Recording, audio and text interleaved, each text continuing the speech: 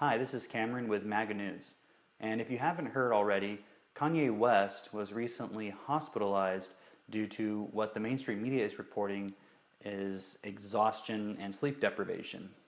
His campaign management released a statement saying that he was exhausted and canceled his remaining tour dates around the country up through the beginning of January. Now, some people, especially in the alternative media outlets, have been speculating as to why he was, hospitalized. Some saying that it's deliberately meant to silence him. The mainstream media obviously is just saying it's medical issues, and I'm not really here to speculate on that because I don't know. But what I have noticed that I wanted to comment on is the way in which the mainstream media is reporting some of the events leading up to his recent hospitalization, specifically some of the statements that he's made at concerts recently regarding his support of Donald Trump and other statements that he's made. Now, if you look at a lot of the mainstream reports, and I'll link a few articles below, for example, eonline, the characterization of his speeches at the concerts that he gave is that he was ranting. Now, it's interesting because if you look at another incident that happened just a few days ago, this past weekend, which was the incident with the Hamilton Broadway actors on stage giving a little quick speech to Mike Pence, who was in the audience, you'll notice that the general mainstream characterization of that was that it was an appeal from the actors on behalf of people that they represent and the diverse community that they represent.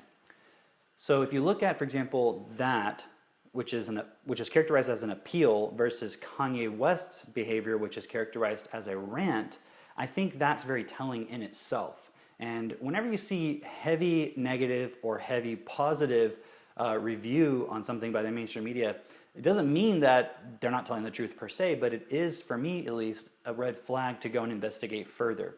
And it's always important to go and look at the actual source material that's being talked about rather than just the information being reported and the viewpoint being reported by the mainstream media. And that applies to alternative media as well. So I wanted to kind of break down a few things that I saw because I actually went on YouTube and watched recordings of Kanye's supposed rant at his San Jose concert. I think it was on the 19th, if I'm not mistaken. And he was hospitalized on the 21st, I believe. So I actually went and watched these videos, or this specific video from San Jose. And it's about a 25-minute video. I'll link it below if it's still up. And in that video, it's quite interesting because he talks about quite a few different things. In the very beginning, he asked the audience a question. And he says, how many of you here believe or recognize the fact that there may be many Trump supporters in the audience right now?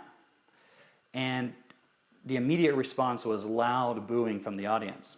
And then he clarified and said, look, I'm not asking for your opinion about who should have won the election.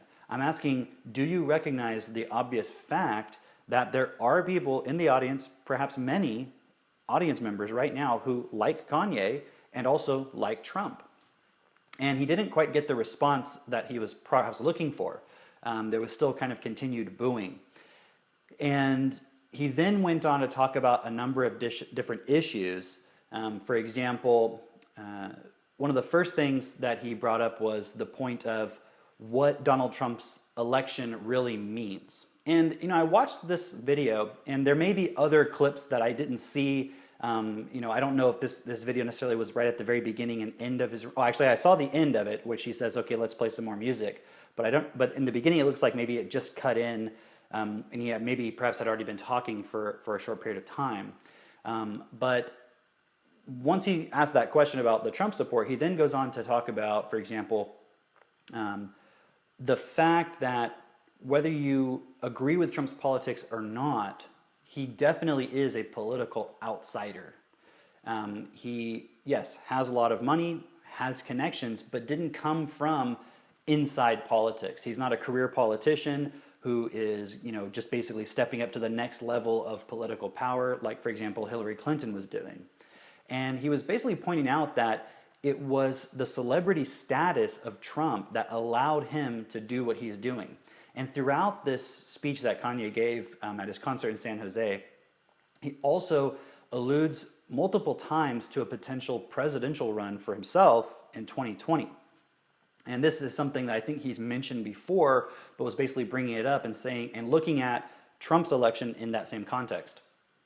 And so what he's basically saying is, look, Trump's election opens up a whole new level of possibility.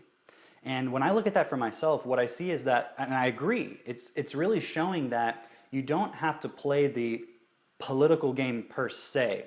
And when I say political game, yes, you do have to play a game, but you don't have to play by the same rules as everyone always perhaps thought that you had, which is basically say what people want to hear only from the perspective of you don't want to offend anyone, and you basically just want to manipulate what everyone thinks, or you want to manipulate what you are going to say according to what people think.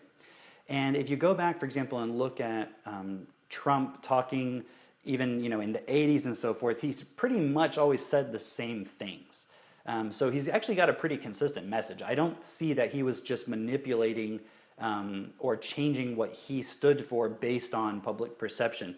Yes, there are a few points, like for example, building the wall, I think that he added in there because he saw that that was important. But I think those are all things that he actually stands by. The bigger point, though, to look at is that Trump's election, as Kanye was pointing out, shows everybody that you don't have to play that same political game. You don't have to just get money from corporations. You don't have to just go and get a bunch of special interest groups to fund you. You can actually stand for something. And if you have certain elements, for example, celebrity status, which is a platform to speak from, and money, meaning you can't be controlled, then you can actually accomplish things in terms of getting into political positions. Kanye also said in the video that in 2020 he probably won't have any more political experience than he does now. I mean, he's not going to enter politics and get experience that way. And he's probably going to have more experience, with building schools and things like that. And I'll get into that point in a moment. But basically his point was, look, I don't necessarily, speaking as Kanye, he said, I don't necessarily want to be president. But if no one else is going to do the job properly, and I feel like I can, then I'll do it. And it's actually very similar to something that Trump said when he was asked by a reporter why he was doing everything he's done. Why did he give up his billionaire lifestyle? Why did he could have just retired and played golf the rest of his life. Why take on all of this stress and attacks on himself and his family and his brand and so forth? And he said because he had been so blessed by this country and so successful because of the freedoms of this country and the way it was set up, that he felt like he wanted to give back. It's interesting if you compare that to the speech that Kanye gave to the Oxford Guild a few years ago. It was a very small audience, and he's speaking to, it looks like mostly students. But he says that when he reached a certain level of fame, he said, and he got to that point, he said he reached the top of that mountain and then realized that he didn't care anymore about being number one. He said he realized that he actually was a servant. He realized his responsibility to give back. So similarly to what Donald Trump said.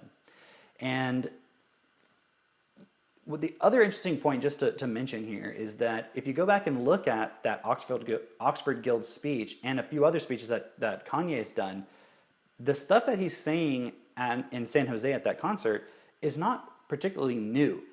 He's not really just coming out of the blue with this stuff all of a sudden. I think his explicit support for Trump when he said, I would have voted for Trump if I had voted, that's perhaps new. He hadn't said that explicitly before as far as I'm aware. But in terms of the other things he said, for example, talking about the education system, he mentioned the fact that our education system was designed in the 1920s and 30s in order to train factory workers, and that the current form of education is really no different than it was back then, and it's definitely not effective in being able to prepare people to live in not only our current world, but in the world of the future, especially considering the presence of the internet and the way information is changing. He also went on to talk about, for example, why so many people were blindsided by Donald Trump's election. And he said, it's really interesting because he mentioned the point of, when you go online and you're researching something on Google, and then later you see an ad catering to some particular or specific to the topic that you're researching, he's showing like you're actually, through the internet, through the way the algorithms and everything are set up, you're actually creating your own echo chamber. And he was explaining how many people rather, created this echo chamber for themselves where they were only seeing and hearing what they wanted to hear. And because of that, he mentions in his San Jose speech that you have to become more aware and more effective at processing information, especially things that you read online or that you hear online. He says you can't just go with the headline. And he even said, for example, you're going to see headlines about this speech right now, and they're going to just say, I'm a rapper ranting. And he says, you can't just do that. So that's why I'm making this video, because right now Kanye can't speak for himself. He's in a hospital. So I actually watched this video and I said, look, the headlines are not representing what he was saying. He went on to talk about, as I said, the education system. He also mentioned in terms of politics that generally politics has been just a play for gaining political power. And going back to the point about Donald Trump and what his election represents is that, it's not just about political power anymore. He said the political elite generally don't have our best interests at heart. They just say what they need to say to get elected, but they don't actually care. But because of the way the internet has really compressed things in a way, in the sense of, as soon as a headline comes out or as soon as a story comes out, so many people are connected online that they can start researching the facts and sharing them with each other. And I witnessed this over and over again during the election. I myself was not surprised at all by Donald Trump's win. I wasn't 100% certain that he would win, but I was not at all surprised. In fact, I expected him more likely to win than not. I wasn't sure how much fraud would occur in terms of the voting and in terms of perhaps manipulation of things in terms of the mainstream media and vote counting and all of that. So that's why I wasn't 100% certain. Some people were extremely confident, but my point is there were a lot of people who, like Kanye said, were completely blindsided, totally blindsided by Hillary's loss. Another interesting point that he brought up, in the context of, politics, what it's been and what's possible, is the idea, he said, of working with the best in class. And he's, and again, in the context of what he said in terms of the education system, politics, the ability for people who are political outsiders to now enter politics, he said, it's no longer enough just to memorize things, just to remember facts. He said, you need to be able to work with ability, develop your ability to work with the best in class. And we see that right now with Donald Trump as he's building his cabinet. He's not necessarily focused on who's going to do what favors and who gave him money. He's looking for who's the best person for this particular job. And Kanye was echoing that sentiment, saying that if he were to run for office, he would be looking to work with the people who are the best in particular positions. And this is something he's saying our education system is not preparing people to be able to do, to actually build real skills and real abilities to operate in this world. It's rather just teaching us to memorize facts and information, which, if you really go into that, memorizing facts and information is not actually a skill. It's something that we do naturally through repetition. So the education system is not actually educating us at all. It's actually brainwashing us and indoctrinating us with certain information. So that, for example, when authorities speak, they already can predict the behavioral outcome of what they say in the populace. So they can say something, for example, if you look at Obama's election in 2008, when he talked about hope and change, they knew the emotional triggers that word represented and that people would then act on that point. And yet, the change that everyone was looking for, a unification of the racial divides that have been happening in this country for a long time, it seems, if you look around, that it's actually only getting worse. And I don't think that we can solely put that on the current election cycle. This has been occurring for years before. So that was another interesting point, going back to the Oxford Guild speech that Kanye did, and also in this recent San Jose speech, he's talking about unifying people. He's talking about the problem of separation, and I really liked that part of what he was saying. He's not saying it's a black-white thing. He's not saying that it's a class thing. He's saying it's about separation, and separation happens at such deep levels. Even within ourselves, we become separate from our beliefs and our thoughts and our feelings and our emotions to the degree that all the media has to do is say this guy was ranting versus these people were appealing, and we will automatically agree with the appeal and throw out the rant and not actually even consider the substance of what was said. And I was talking to my wife earlier, and she was making this point about emotional triggers and saying that, if something someone says triggers you, it doesn't mean you should necessarily, definitely you shouldn't just outright reject them. It's actually showing you something within yourself that you're reacting to. So it's actually showing you, in a sense, a weakness within yourself. It doesn't mean that you then therefore simply blindly accept what the person's saying or their viewpoint. But when something triggers you, you should actually go and investigate that further and realize if you're reacting, you're no longer in your rational mind. You're in your, some people call it the reptilian, reactive mind. You're not actually critically thinking anymore. So when you get triggered, the best thing you can do is to breathe for a moment, slow down until you're not reacting anymore, and then look further into that. And you may find that the person is totally full of crap, or you may find that they have something to share that you hadn't considered before, and that allows you to expand your perception, allows you to expand your beliefs and find any things that you're holding on to out of habit or out of something that you perhaps never even considered from the past, something that an authority figure told you, for example.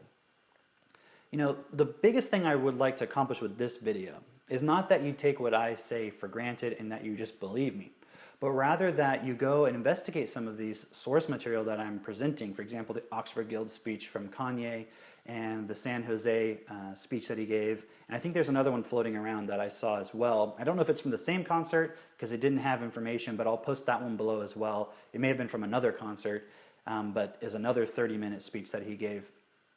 And I really encourage you to consider looking at the actual source. And at the very least, becoming more aware at how the media is attempting to manipulate, well, not attempting, it's doing it, manipulating our perceptions and our thought patterns around certain events in order to stop people who have a message to share from reaching us and sharing that message with us. Again, you shouldn't be afraid of any information.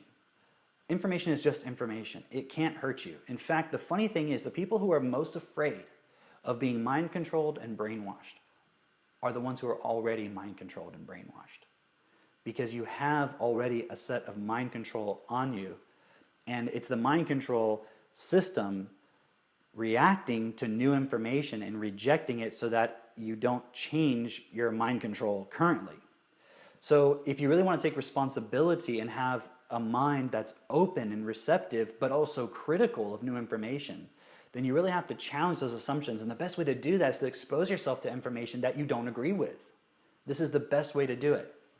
That is, interestingly enough, the principles that a lot of, if you want to call them liberal or progressive or left-leaning politicians and advocates speak from, is that point of diversity of opinion and diversity of culture and diversity of perceptions and so forth leads to a more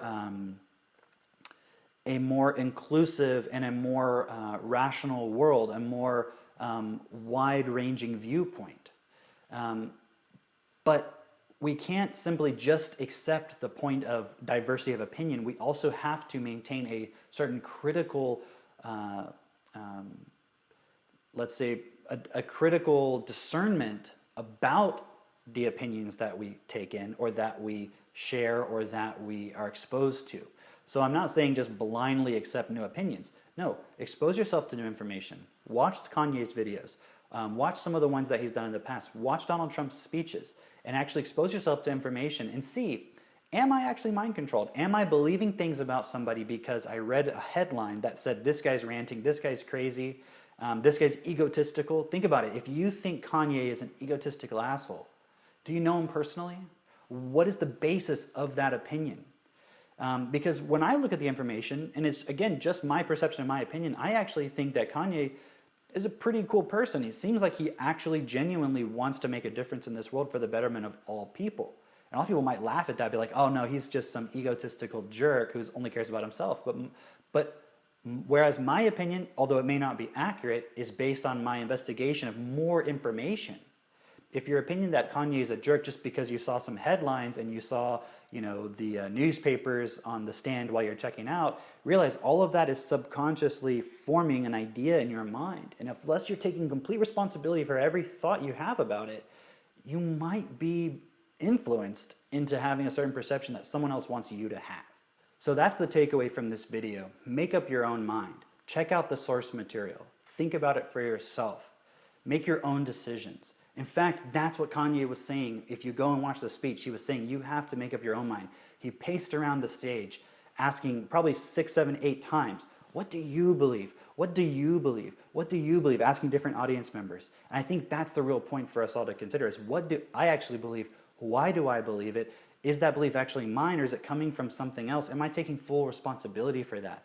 If anything, I think the biggest takeaway that we should all have, regardless of your political affiliation or whatever, is that we can all take more responsibility in our lives. And if we don't like the way things are in the world, as Mahatma Gandhi said, be the change that you want to see. Actually take more responsibility. And you can start with, because let's be honest, most of us don't have $10 billion.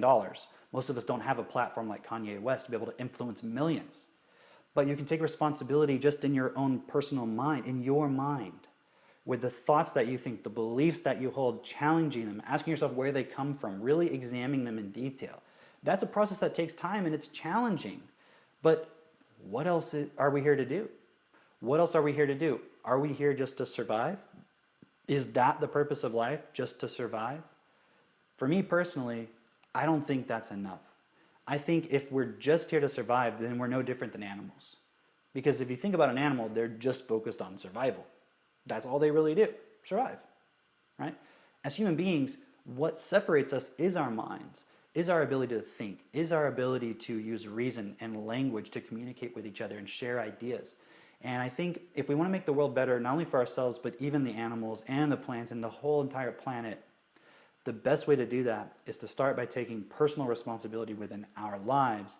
And the best way to do that is by examining how we react and respond to new information. That's all for this video. If you enjoyed it, please give it a like and a share. And I look forward to talking to you on the next one. Take care.